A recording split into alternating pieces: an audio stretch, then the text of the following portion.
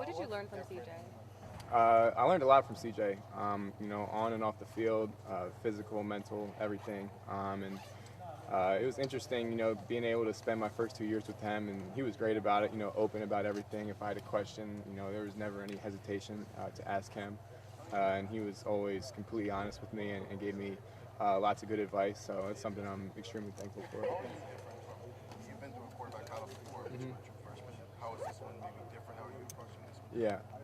I think now when I came in, the first one, you have no experience. You don't have any practices under your belt. You don't have a season under your belt.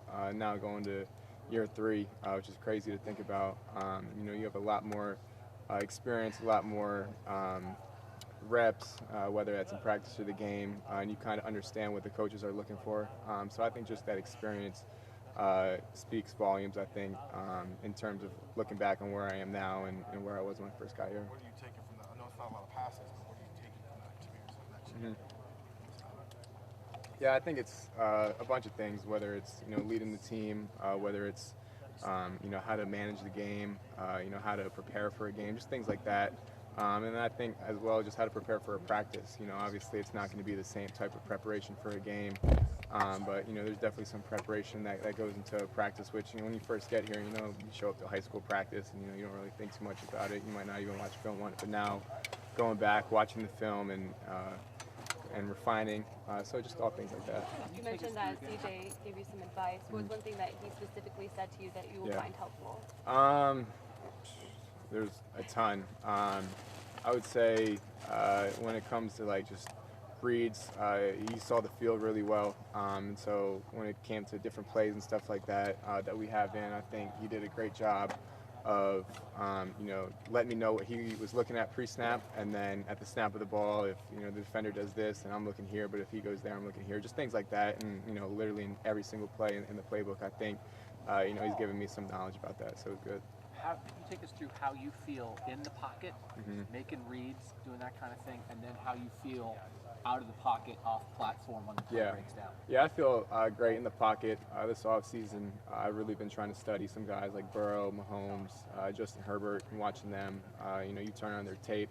One thing about them in the pocket, they're always on balance, no matter what's going around them. If they make a quick, sudden movement, they're getting right back on platform. So those things were really good to study, and then come out and get some reps in, just working out and stuff like that. And then in terms of getting outside the pocket, I think that's something I've always been pretty comfortable with, and something obviously I work at a lot. So I think just the two of them, and obviously getting the feel of when are you able to make a move in the pocket, or when do you have to escape in the pocket. I think that's always something the more reps at you get better at.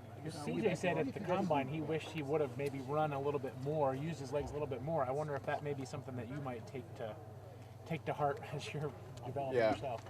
I think watching the film, you go back, and I think the Georgia game is a great example of when, like I was just talking about, when you have room to make a move in the pocket and step up and throw, or when do you have to get out and make a play.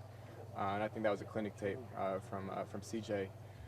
So that's something that I've been studying. I think I've watched that game probably 5 to 10 times, something like that, just because there's so many good plays in that game.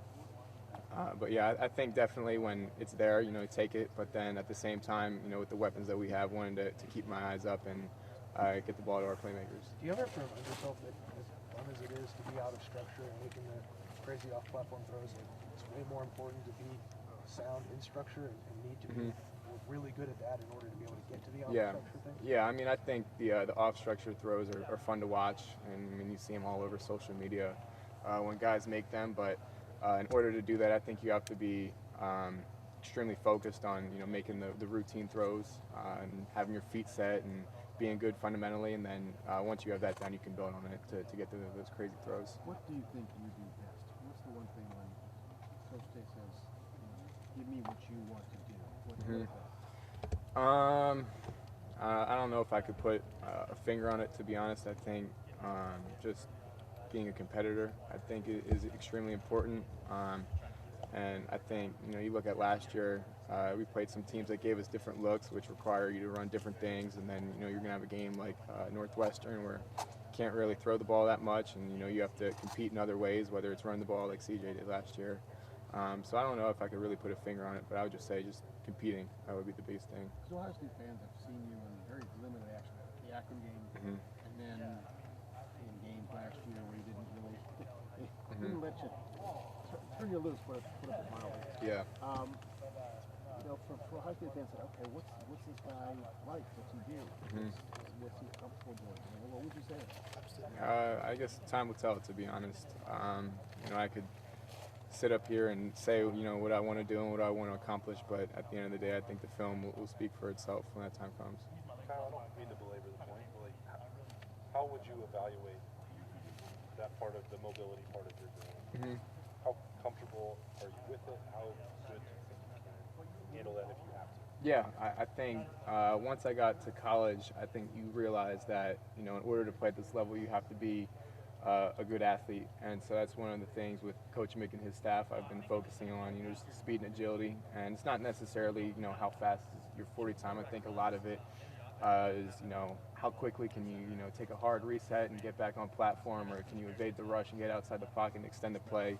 So just working in ways like that, I think, have been a pivotal point of my training, and I think Coach Mick and staff have done a great job of that. I know that you don't pay any attention to this, but outside, it's like the perception is Devin can do all those things, and then you are the pocket passer. If you've paid any attention to that, does that annoy you? Do you think that you don't get enough credit for what you could do athletically? No, I mean, it is what it is. I mean, I think you saw it with CJ. I mean, they'll say anything, and I think CJ did a good job of just letting it roll off his back. So if that's one thing I'll take from CJ, just, you know, they can say whatever. It is what it is. I love the Georgia game, and you said you watched that game multiple times at this point, and it felt like that aspect of off-platform stuff, the running element was maybe more emphasized in that game than any other game CJ played here. Yeah. Has that become more emphasized in the room just because of how that game played out, or is that game why you felt like that needed to be a bigger part of what you were doing? I think going into that game, we knew that that's what type of game it was going to be. They had a great D-line. So when the pocket was clean, you know, great, just do what we do. But, you know, I think there were multiple plays where, you know, things weren't perfect, and he scrambled out and made, you know, I think he had 2 touchdowns on the run, if I'm not mistaken, and then had a few big runs.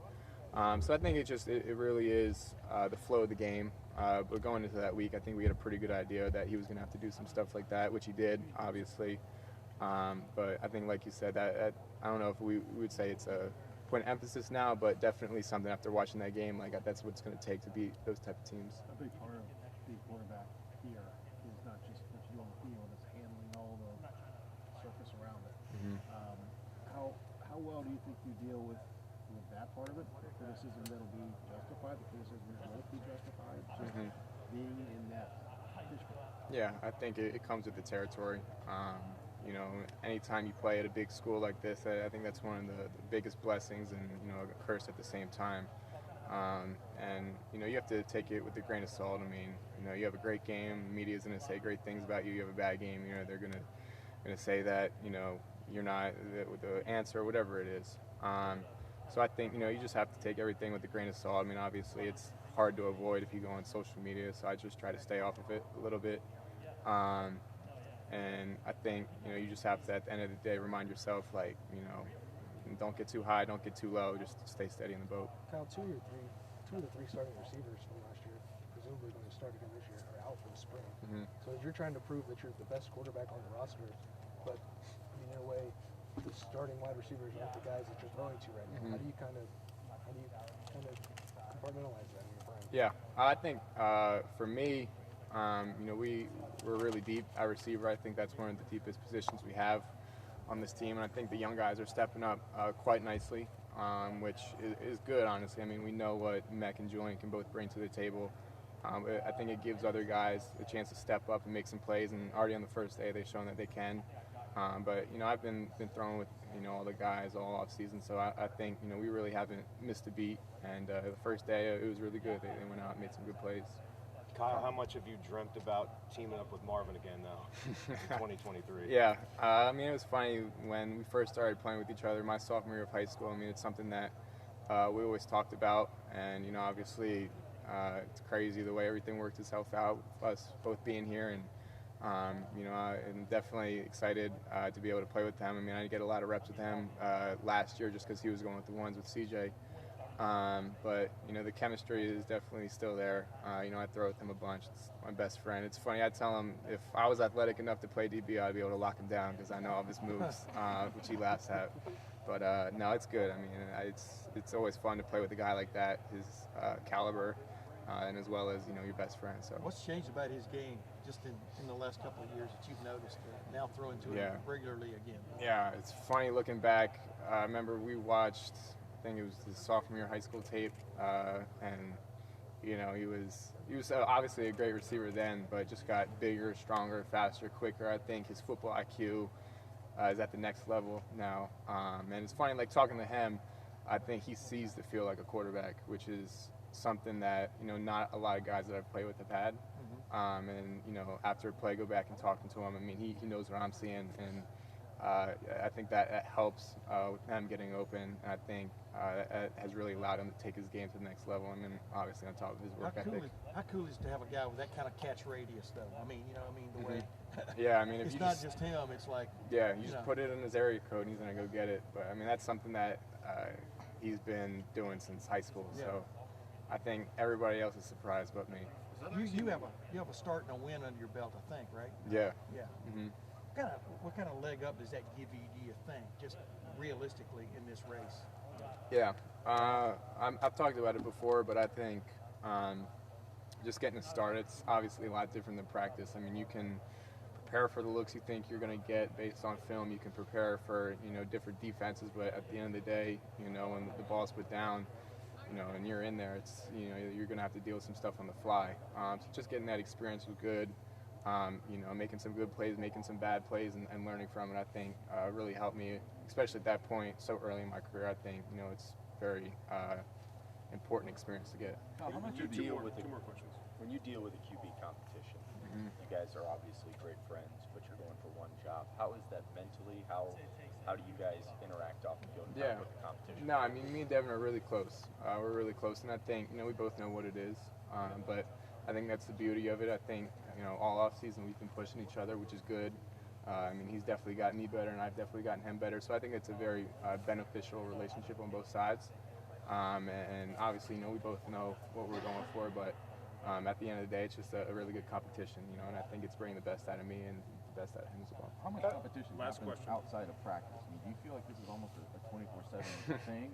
Maybe not while you're sleeping, but beyond practice, when you're in the weight room, when you're just hanging out with guys, do you feel like that's still being evaluated? I don't know. I mean, I wouldn't think of it like that. You know, I think, you know, if we're in the weight room, we're out here, you know, we're going to be competing with each other. We're competing with each other last year, even though there wasn't a job on the line. I mean, that's just always how it's going to be, especially at a place like this, where it's highly competitive in every area. But like I said, I think, you know, we're definitely bringing the best out of each other, which is good. And that's what you want at the end of the day. I mean, you don't want to be handed anything. You want to have to be able to work for it. And I think, you know, we both understand that. And I think, you know, it's honestly brought us closer. All right, thank you, Kyle. Yeah, appreciate it. Thanks, man. Thanks, Kyle.